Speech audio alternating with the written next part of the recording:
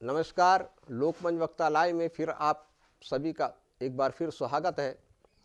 इस वक्त मेरे साथ मौजूद है अभी हाल ही में राष्ट्रवादी कांग्रेस पार्टी अल्पसंख्यक विभाग के कार्याध्यक्ष जनाब जावेद हबीब साहब। मैं उनसे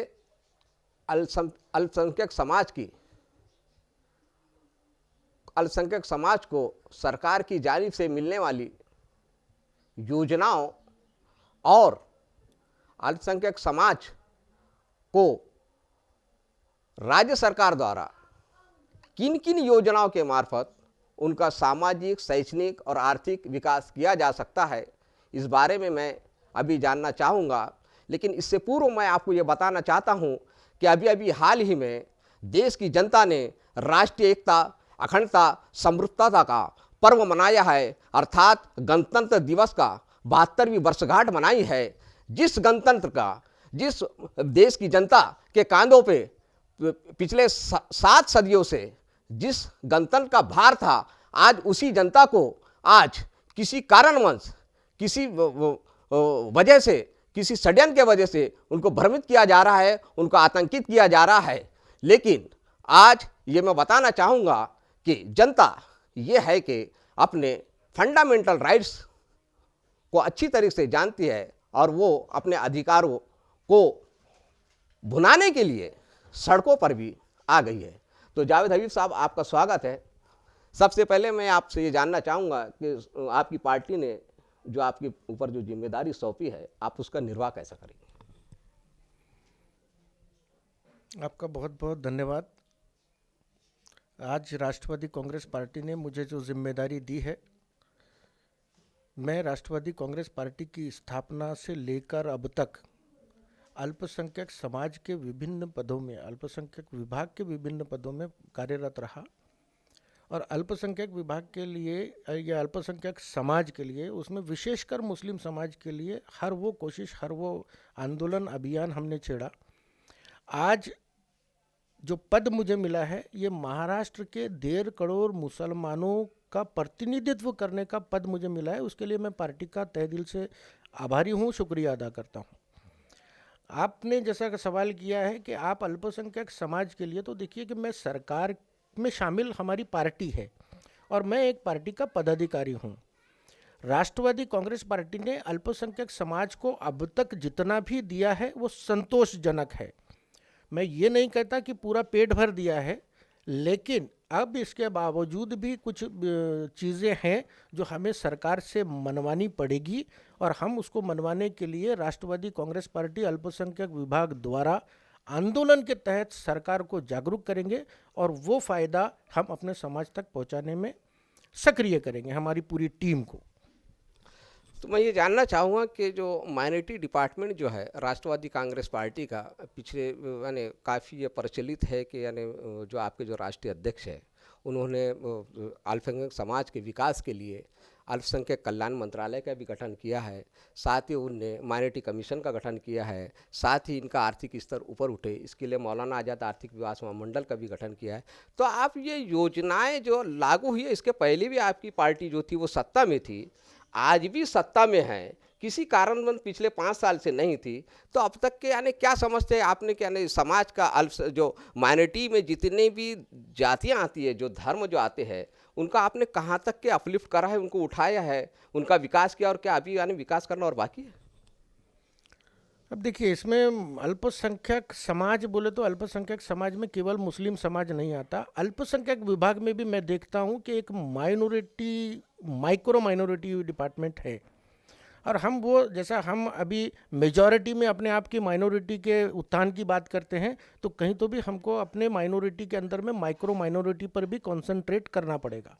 उस माइक्रो माइनॉरिटी के अंदर में हमारे पास उसमें जो माइक्रो में सबसे बड़ा वर्ग है वो है Christian community, then Jain community, Sikh community और नव बौद्ध। अब वैसे देखा जाए तो महाराष्ट्र के शासन के अंदर में हिंदी भाषी इनको भी माइनॉरिटीज़ में लेते हैं, लेकिन राष्ट्रवादी कांग्रेस पार्टी का अल्पसंख्यक विभाग जो है ये अभी 4 माइक्रो माइनॉरिटी पर बहुत तरीके से वर्क करेगा। और इसमें हमने सोचा है कि हमारे ईसाई भाइयों के लिए, जैसा हमने सरकार से लड़कर आंदोलन के मार्फत से कई मुस्लिम ऑर्गेनाइजेशन ने लड़ भिड़कर अल्पसंख्यक कल्याण मंत्रालय का निर्माण किया, उसके साथ में मौलाना आज़ाद आर्थिक विकास महामंडल का स्थापना किया। तो जो आर्थिक विकास महामंडल की स्थापना से मुस्लिम बच्चों को पढ़ाई में, एजुकेशन में, रोजगार के अंदर में अगर से सहूलत मिलती है, तो हम चाहेंगे माइक्रो माइनॉरिटी के तहत मदर टेरेसा आर्थिक विकास महामंडल का भी निर्माण हो। तो हमारी अभी हमारे ईसाई भाइयों के लिए मदर टेरेसा आर्थिक विकास महामंडल की स्थापना की मुहिम चढ़ाकर हम सरकार के, हमारे पार्टी के उच्च स्तरीय नेताओं तक इसका ध्यान आकर्षित करवाएंगे और हम ईसाई समाज के लिए भी मदर टेरेसा आर्थिक विकास महामंडल का स्थापना करो ऐसी मांगनी हम करेंगे। और हमें उम्मीद है कि जिस तरीके से उन्होंने मुसलमानों के बारे में सोचकर मौलाना आज़ाद आर्थिक विकास महामंडल का स्थापना किया, सेम उसी तरीके से हमारे ईसाई भाइयों का, फिर उसके बाद में हमारे सिख कम्युनिटी आती है। सिख कम्युनिटी का मेजर व्यापार जो है वो ट्रांसपोर्टेशन है। तो इन ट्रांसपोर्टेशन के अंदर में आने वाली दिक्कतों का हम माइक्रो माइनॉरिटीज़ वालों का दर्द जो है वो मेजर माइनॉरिटी उसको उठाएगी और उसके साथ में उसकी निर्वाह करने की कोशिश करेगी। तो ठीक है, यानी अभी ये बताइए मुझे क्या यानी आपके पास ऐसा जो आपको पार्टी ने जो कांधों पे जो भार जो सौंपा है, पार्टी का संगठन का जो सौंपा है, तो आप इसके पीछे आपका क्या मंशा है, यानी किस तरीके से आगे के प्रोग्राम आपने जो रखा है, आपने क्या प्रोग्राम तय किया है कि माइनॉरिटी, तमाम माइनॉरिटी जो बिरादरी जो है, जो समाज जो है, उनको अपलिफ्ट करने की? अभी ऐसा है कि मुझे बहुत यानी नई नई जिम्मेदारी मिली है। मैं इस जिम्मेदारी का पूरे तरीके से निर्वाह करने का जतन कर रहा हूँ। अब से पहले हमने माइनॉरिटी का चित्र ऐसा नहीं देखा था जो चित्र मैं बनाने की सोच रहा हूँ। अब से पहले माइनॉरिटी में सिर्फ मुस्लिम्स को काउंट किया जाता था। हम मुस्लिम के साथ साथ सिख समाज, ईसाई समाज, नौ बौद्ध और जैन भाइयों का भी हम उसमें पूरा ख्याल रखेंगे। और इनको अपलिफ्टेशन देने के लिए मैं महाराष्ट्र के अंदर में इनका एक सेल का तो निर्माण नहीं कर सकता, लेकिन हम उनको, उनके समाज के एक आदमी को जो चळवळ वाला हो, मूवमेंट वाला हो, ऐसे किसी ईसाई भाई को, ऐसे किसी सिख भाई को, जैन भाई को, नौ बौद्ध भाई को ऐसा ढूंढकर उसको महाराष्ट्र में उपाध्यक्ष देकर उसको उसकी समाज की रिस्पॉन्सिबिलिटी दी जाएगी। और साथ ही साथ हम उनके आंदोलन के अंदर में वो माइक्रो को लेकर मेजॉरिटी के साथ में पूरी ताकत के साथ में हम सरकार से लड़कर उनके अधिकारों को मांगने की बात करेंगे। अभी जैसा कि मैंने आपको बताया या आपने मुझसे पूछा कि हम आगे क्या करेंगे, सबसे पहली चीज़ है कि हम अपने आप को, अपने संगठन को संगठित करेंगे। पूरे महाराष्ट्र के अंदर में हमारा संगठन एक दूसरे से प्यार कर कर, एक दूसरे की विचारधारा को समझकर, एक दूसरे के नेतृत्व को स्वीकार करके एक ऐसा ऑर्गेनाइजेशन, ताकि अगर से नागपुर के किसी बस्ती से या किसी विधानसभा क्षेत्र से कोई डिमांड उठे तो वो बम्बई के मंत्रालय तक हले, ऐसी डिमांड, ऐसा नेटवर्क हम तैयार करेंगे। एक आवाज़ जो है वो पूरे महाराष्ट्र की आवाज़ कहलाएंगी, ऐसा निर्माण हम संगठन में करेंगे। आपने देखा होगा कि आज तक महाराष्ट्र के अंदर में राष्ट्रवादी कांग्रेस को मराठाओं की पार्टी कहते हैं। हम पूरी कोशिश करके माइनॉरिटी के संगठन को इतना डेवलप करेंगे कि आने वाले कल में लोग ये बोलने पर मजबूर हो जाएंगे कि ये सिर्फ मराठाओं की पार्टी नहीं, ये मराठा और मुस्लिम की पार्टी है। इस लेवल के ऊपर में हम अपने संगठन को खड़ा करेंगे। पिछले कुछ दिनों से ये देखा जा रहा है कि जो सरकार ने जो मौलाना आज़ाद आर्थिक विकास महामंडल का जो गठन किया था, लेकिन उसमें वित्तीय अभाव की काफ़ी कमी है। तो आप इसमें जो पहले जिस तरीके से महामंडल एक्टिव था वो अभी एक्टिव नज़र नहीं आ रहा है, तो इस बारे में क्या आपका क्या प्लान है, कैसा करने का? देखिए, ऐसी है कि अभी जो महाआघाड़ी की सरकार है, ये महाआघाड़ी की सरकार बनकर 2 महीने का समय नहीं गुजरा तो उसके बाद पैंडेमिक शुरू हो गया। अभी भारतीय जनता पार्टी ने पूरे महाराष्ट्र का खजाना खाली करके गया है। तो मैं सिर्फ अल्पसंख्यक कल्याण मंत्रालय का वो खजाने की बात नहीं करूँगा, पूरे महाराष्ट्र के मंत्रालय को उन्होंने खाली करके गया है। अभी पैंडेमिक से पिछले 1-1.5-2 महीने से यानी जनजीवन या अर्थव्यवस्था पटरी पर लाने की कोशिश करेंगे और महाराष्ट्र के अंदर में हमारे समाज की भागीदारी के अनुसार हम अपना हक महाराष्ट्र के अल्पसंख्यक विभाग को दिलाने के लिए प्रयत्न करें। एक एक सवाल मैं आपसे करना चाहता हूं, क्योंकि हम भी भारतीय और आप भी भारतीय है। अगर हम भारत में रहते हैं, यहाँ की जो कृषि प्रधान देश है भारत, अगर हम कृषकों को इस मौके पे भूल जाए तो हमारे साथ बेईमानी होगी। तो मैं ये चाहता हूं कि आपने आपके बारे में पिछले 2 महीने का अरसा गुजर गया, हार्ड कांपती ठंड में किसान अपने मुद्दों को लेके वो 3 बिलों को निरस्त करने की मांग कर रहे हैं, लेकिन सरकार के ये है कि उसके यानी उनके कानों तक जू तक के नहीं रहेंगी। तो आप यानी क्या कहेंगे कि यानी कैसे इसका समाधान कैसे निकल आएंगे? आज देश में एक ऐसा व्यक्ति प्रधानमंत्री बनकर बैठा है जो किसी का दर्द समझना तो दूर की बात है, अगर से उस हमारे पंत प्रधान जी के दिल में थोड़ा भी नरमी होता तो बाकी की डिमांड तो छोड़ दिया जाए। एक आदमी ठुठरती हुई ठंड के अंदर में जब लाखों लोग बैठे हैं तो कम से कम उस पर दया खाकर उनसे कोई आश्वासन देते और उनको उस आश्वासन के तहत उनके घर के अंदर उनको ब्लैंकेटों के अंदर में भेजने की कृपा करते। मैं आपको एक चीज़ बता दूं कि भारतीय जनता पार्टी ने हर आंदोलन और हर मूवमेंट की पीठ तोड़ने का, कमर तोड़ने का काम किया है। इस देश के अंदर में जब कोरोना की एंट्री हुई थी तो उसको भी हिंदू और मुस्लिम से देखा गया। इस देश के अंदर में जो पैदा करता है लोगों के घर तक, उसके मुंह तक, उसके पेट तक अनाज की, जिसको अपन अन्नदाता कहते हैं, आज वो अन्नदाता सड़कों पर उतरकर इतना बड़ा ज़बरदस्त प्रदर्शन कर रहा है, उसको भी आपने हिंदू और मुस्लिम के तरीके से देखने का काम किया। लेकिन इन 2 महीनों के अंदर में हमें उन किसान भाइयों का शुक्रिया अदा करना चाहिए कि वो इनकी इतनी सारी रणनीतियों से भी लड़ते हुए, जूझते हुए, उसमें कई लोग शहीद हो गए। मैं आज वहाँ पर एक एक आदमी की कुर्बानी को इस भारत देश के लिए शहादत मानता हूँ। मैं आपको एक चीज़ बताता हूँ, ये हिंदुत्व की, कट्टर हिंदुत्व की बात करते हैं, मैं कट्टर हिंदुत्व के एग्जाम्पल देता हूँ। कट्टर हिंदुत्व में ईश्वर के 3 रूप हैं ऐसा कहा जाता है, ब्रह्मा, विष्णु, महेश। ब्रह्मा को हम पैदा करने वाला बोलते हैं, विष्णु को हम पालनहार बोलते हैं, और महेश जो है वो आपके क्या बोलते हैं उसको, काल देवता कहते हैं। एक भेजने वाला, एक पालने वाला और एक ले जाने वाला। आज हमारे देश के अंदर में जिसको पालनहार बोलते हैं, जो एक विष्णु की भूमिका है, विष्णु का अवतार हम भगवान श्री राम को मानते हैं। अगर ये भारतीय जनता पार्टी इतनी कट्टर हिंदुत्व पे अगर से बात करती है तो कम से कम वो पालनहार का ख्याल करें, जिसमें उसको राम का रूप दिखना चाहिए। जो श्री राम का छाती ठोक ठोक कर आह्वान करते हैं, गुणगान करते हैं, तो वो पालनहार की भी चिंता करें। तो हम अपने किसानों को उनकी डिमांड के तहत, अभी भारतीय जनता पार्टी के वो प्रवक्ता चीख चीख के कह रहे हैं कि भैया सब ठीक है, सब ठीक है, ये लोग समझ रहे नहीं, ये लोग अरे भाई, जिसके घर में जो चीज़ है उसको वो आदमी समझेगा कि ये जो टेलीविज़न के अंदर में स्टूडियो में बैठकर भाषण देता है उसको समझेगा। आज अगर से इस देश के अंदर में, ठीक है, 2 आदमी को नहीं समझता, 200 आदमी को नहीं समझता, क्या लाखों आदमी को नहीं समझ रहा? आज इस देश के अंदर में सबसे बड़े पैमाने पर अगर से जो लोग अन्नदाता है वो हमारे हरियाणा, पंजाब, यूपी, बिहार, इधर साइड के स्टेट के लोग हैं, और वो पूरे के पूरे सड़कों पर हैं। इन्होंने बौछारे पानी की मारी, इन्होंने गोलियां चलाई, इन्होंने लाठियां चलाई, लेकिन वो आदमी के सीने में इस कदर का दर्द है कि वो टस से मस होने को तैयार नहीं है। और मुझे पूरा उम्मीद है कि भारतीय जनता पार्टी को नस्तो नाबूद करने का काम भी हमारे देश का किसान करेगा। अगर हमारे देश की सरकार नहीं जागी तो ये सरकार को घर में बैठाने का काम भी हमारे देश का अन्नदाता करेगा, ये मुझे पूरा विश्वास है। नहीं, वो बात आपकी सही है कि, लेकिन सरकार तो ये बोलती है ना कि ये जो 3 कानून जो लाए हैं, इससे जो किसान जो है, देश का किसान है, उसकी आर्थिक स्थिति सुधरेगी। ऐसा उनका कहना है ना।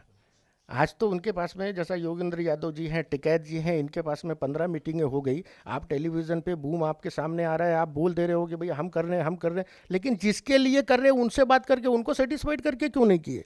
पहला मीटिंग में जब किसान बैठा तो किसान ने आपके नाश्ते को भी नकार दिया, आपकी चाय को भी नकार दिया। अगर आपके इसमें कुछ नहीं होता तो आप उनको कमरे में बैठा के समझा नहीं सकते थे? इसका मतलब आप समझाने में कहीं तो भी नाकाम है, इसका मतलब आपके योजनाओं में कहीं तो भी गोलमाल है। ये जग जाहिर बात है कि आप किसी बिजनेस तबके के लोगों को इस देश के अंदर में अभी बड़ा प्रचलित है, अंबानी और अडानी को बढ़ाने का काम नरेंद्र मोदी जी कर रहे हैं।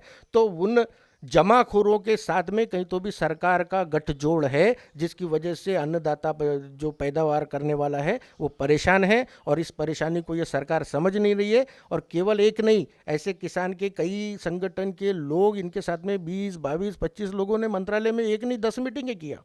अगर आपके मन में खोट नहीं होती, आपके मैनिफेस्टो में खोट नहीं होती, आपके जो आपने वो बनाया है तीनों बिल में अगर खोट नहीं होती, तो आप उनको टेबल पे बैठा के समझा सकते ना। आप टेलीविज़न में किसी एंकर को समझाने से बेहतर है कि किसान के नेताओं को समझा दीजिए, ये बात यहाँ ख़त्म हो जाएगी। अगर किसान नेता सेटिस्फाइड होते हैं तो हम उनका स्वागत करते हैं, और हम सरकार का भी स्वागत करेंगे अगर वो किसानों के नेताओं को सेटिस्फाइड करें तो।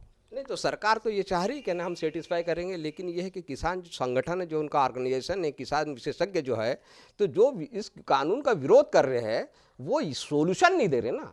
सोल्यूशन तो चाहिए प्रॉब्लम का। किसान का सोल्यूशन क्या है? किसान का सोल्यूशन ये है कि आज अगर से आप कॉन्ट्रैक्ट बेसिस पे किसान काश्तकार जो है, जैसा हम देखते हैं कि हमारे घर में हम भी किसान हैं, कहीं तो भी हमारी भी 2-5 एकड़ ज़मीन है। हमारी 2-5 एकड़ ज़मीन हमको किसी हद तक किसी ज़रूरत पर, किसी अप्रिय घटना पर अगर से हमको उसकी ज़रूरत पड़ती है, आज अगर से इनके कॉन्ट्रैक्ट के हिसाब से अगर कॉन्ट्रैक्ट करता है तो वो ज़मीन उस व्यापारी के पास में मॉर्टगेज हो जाएगी। कल अगर किसान की बेटी की शादी होती है और उस शादी के लिए उसे 1 एकड़ ज़मीन बेचना है तो वो बैंक एनओसी देगी नहीं। तो कहाँ किसान सेफ है? किसान तो उसके पास गिरवी हो गया ना। और आज अगर से किसानों की इस नीतियों को नहीं समझी सरकार ने, तो कल किसान इन उद्योगपतियों का रोजगार मजदूर बनकर उनके साथ में काम करने लगेगा। हमें सोचना चाहिए कि जहाँ पर जिसका अधिकार है उसके अधिकार हमने तो चाहना चाहिए। जैसा अपन बोलते हैं पूरे देश के अंदर में हरियाणा, पंजाब, ये एक ऐसा स्टेट है जहाँ पे खेतों के अंदर में ऑडी, मर्सिडीज जैसी कारें खड़ी रहती है। हमने तो ये सोचना चाहिए, इस देश की सरकार को ये सोचना चाहिए कि हमारे महाराष्ट्र के अंदर में भी वो खेतों के अंदर में ऑडी और मर्सिडीज खड़े रहे, पंजाब में खड़ी रहे, जैसी खड़ी है वैसी और जगहों पर भी खड़ी रहे। तो हम बजाय उनका उत्थान करने के लिए जो पंजाब और हरियाणा के अंदर में मर्सिडीज खड़ी है, हम वहाँ पर भी बैल मंडी डालने का काम कर रहे हैं, ऐसा मुझे लगता है। इन सरकार की नीति से तो यही महसूस होता है कि आने वाले समय में सरकार के अंदर में अन्नदाता का उत्थान तो दूर की बात है, अन्नदाता और बुरे से बुरे हद तक चले जाएगा। आज देश में काश्तकारी का ये आलम है कि सरकार उनको नियमित रूप से पैसा नहीं दे पा रही है। जो उनकी एमएसपी जो कहते हैं, आज एमएसपी वैसी नहीं है। किसान जिस वक्त वो करता है, बाज़ार के अंदर में आप भाव देखिए, जिस वक्त किसान पैदावार करके बाज़ार में लेकर आता है उस वक्त बाज़ार का भाव देखिए, और जब किसान बेचकर अपने घर चले जाता है उसके बाद आप बाज़ार का भाव देखिए, तो आपको खुला समझ में आ जाएगा कि यहाँ कहीं तो भी षड्यंत्र हो रहा है। जो अन्नदाता बेचारा 6 महीने साल भर मेहनत करके फसल को खून पसीने से सिंचाई करता है और उस सिंचाई के बाद में उसको रेट नहीं मिलता। आज लोग वो काश्तकारी को छोड़कर उनका बच्चा कहीं तो भी ड्राइवरी का काम कर रहा है, कोई ट्रक चला रहा है तो कोई बैलगाड़ी चला रहा है। ऐसे एक अच्छा पैदावार को छोड़कर एक अच्छे, अगर उसमें से उसको प्रॉफिट मिले तो वो क्यों किसी के घर की गाड़ी चलाने जाएगा? अच्छा अगर से उसको उसके खेत के अंदर में मुनाफा मिले तो वो क्यों दूसरे कारोबार की तरफ जाएगा? अगर से हमने इस कारोबार पर ध्यान नहीं दिया, एक वक्त ऐसा आएगा कि हमको खाने के लिए अनाज भी बाहर के देशों से लाकर अपने घर पर खाना पड़ेगा। आज हम 40 और 50 रुपये किलो से खा रहे हैं, आने वाले कल में हम 400 और 500 रुपये किलो से लेकर मजबूरन खाना पड़ेगा। कम से कम हम अपने आने वाली नस्लों की प्लेट में अनाज रहे, इसलिए अन्नदाता की फिक्र करना चाहिए। और आज अन्नदाता की सुनकर, उनके उत्थान की सोचकर उनके लिए उत्थान की राह पे निकलना चाहिए, ऐसा मुझे लगता है।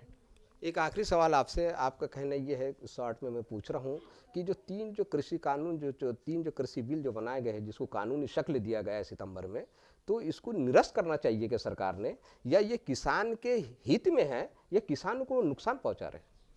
अगर किसानों का इसमें नुकसान नहीं होता तो वो लोग जो खेतों में, घर में भी कम रहते हैं, खेतों में ज़्यादा रहते हैं, वो आज सड़कों पर होते। आज जब वो सड़कों पर है, इसका मतलब उसमें उनका हित नहीं है। अगर उनका हित नहीं है, आप भारतीय जनता पार्टी की सरकार से मेरा आह्वान है, अगर आपको ऐसा लगता है कि ये किसान बिल वाकई में बहुत अच्छा है और उससे किसानों को उत्थान होने वाला है, तो एक बार इस देश के अंदर में एक चुनाव करा के देख लीजिए।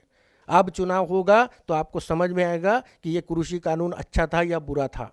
इस देश के अंदर में हो सकता है 4 जाहिल होंगे तो 400 एजुकेटेड लोग भी हैं। किसानों के आंदोलन के अंदर में जितने नेता थे, आपने देखा कि उस मीटिंग से निकलकर किसी एक नेता ने भी ये बोला। एक संगठन हो सकता है जैसा इन्होंने बोले ये कांग्रेस से प्रायोजित है, राष्ट्रवादी से प्रायोजित है, इससे प्रायोजित है। अगर इन सब से प्रायोजित होता तो वो सिर्फ प्रायोजित होने वाले बोलते ना। जो लोग किसी राजनीतिक संगठन से नहीं जुड़ा है ऐसा किसान भी आपके खिलाफ हैं। इसका मतलब आपके स्कीम के अंदर में कहीं तो भी खोट है। तो ये थे राष्ट्रवादी कांग्रेस पार्टी अल्पसंख्यक विभाग महाराष्ट्र प्रदेश के कार्याध्यक्ष जावेद हबीब जी। इनका ये कहना है कि जिस तरीके से पार्टी ने इनके कांधों पे जो जिम्मेदारी दी है उसका निर्वाह वो पूरी कर्तव्य निष्ठा के साथ निभा रहे, कर्तव्य के साथ उसको निष्ठा के साथ निभाएंगे। इन्होंने ये भी कहा किसानों के बारे में कि अगर से ये कानून किसानों के हित में होता है तो आज किसान इतनी ठंड सर्द हवाओं में सड़कों पे नहीं उतरता। तो बहुत बहुत शुक्रिया आपका जावेद हबीब साहब। मैं अब अपने कैमरामैन के साथ अब विदा लेना चाहता हूँ यहाँ पे ये इस उद्घोष के साथ। जय भारत, जय किसान, जय संविधान, जय लोकतंत्र।